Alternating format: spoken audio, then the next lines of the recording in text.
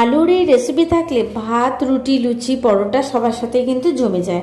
আলু সেদ্ধ করে নিয়েছি, আলুর দমের মতন ডুমো করে কেটে নিয়েছি। একটা গুঁড়ো মশলা বানিয়ে নেবো শুকনো খোলায় ভেজে নেওয়ার জন্য। আমি এখানে জিরে আর ধনে দুটো গোটা দিয়ে দিলাম, 1 চামচ করে। শুকনো খোলায় ভালো করে নেড়ে গুঁড়ো করে রাখলাম।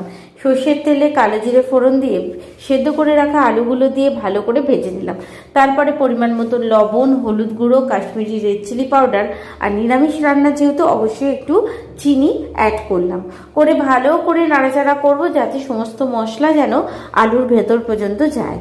এরপরে আলু একদম কষে গেলে ওপর থেকে ছড়িয়ে দেবো ঘি, আর যে মশলাটা গুঁড়িয়ে রেখেছিলাম সেই মশলাটা দিয়ে দেবো ওপর থেকে কিছু কাঁচা লঙ্কা চেরা।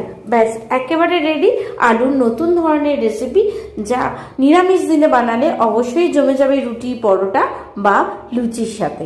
ভিডিওটা ভালো লাগলে পাশে থাকবে।